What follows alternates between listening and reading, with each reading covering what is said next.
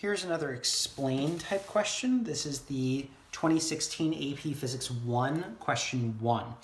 So I've got something on the hill, right? So obviously this is about forces, torques, could be about energy. Let's see.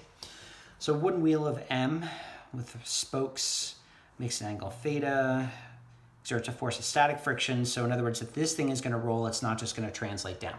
So in the diagram below, label the forces, not the components, blah, blah, blah. To indicate clearly where on the wheel, distinct arrow, don't have to do red relative magnitudes. Great. So here's FG. We want to show our normal force coming up from the ground, and we know that static friction acts like that. Boom, got it. As the wheel rolls down the ramp, which force causes the change in the angular velocity of the wheel with respect to the center of mass? And then we would say the answer is Fs, and then you say if axis of rotation is COM, Fs is only force that causes torque. Okay, nice and simple, straight to the point. If for the ramp angle, the force of friction exerted on the wheel is less than the maximum, so it's not going to slip. Instead, the magnitude of the force static friction is 40% of the magnitude of the force or force component directed opposite the force of friction. Okay, that's weird. So in other words, Fs is equal to 0.4 Fgx. Okay. Derive an expression for the linear acceleration of the wheel. Okay. I don't know why they need to do that weird thing. I'm just going to put the work down here. And so then we just say sum of forces in the x direction is equal to max. I'm going to do my own free body diagram here just because out of spite for these people.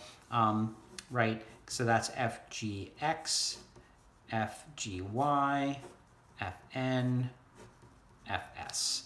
Right, so Fgx minus Fs is equal to max. So that's mg sine of theta minus 0.4 mg sine of theta is equal to max. The masses cancel, and 0.6 g sine theta is what ax is. Not a very interesting problem, but there it is. Okay, moving on.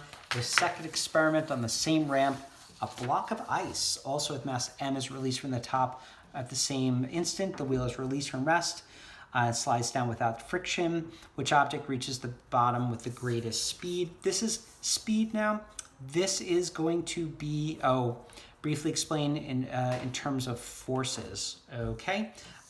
So I think then if we're saying forces, because it's so much easier to explain in terms of energy.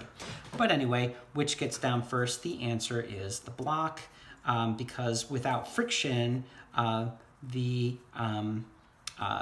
ice has a larger net force since no Fs, right? Because it's not going to have, essentially, that's what they're going for. They're not explicit about it, but there it is. And then D, now explain, well, here, same initial UG. The wheel needs to divert into KET and KER. Ice only into KET.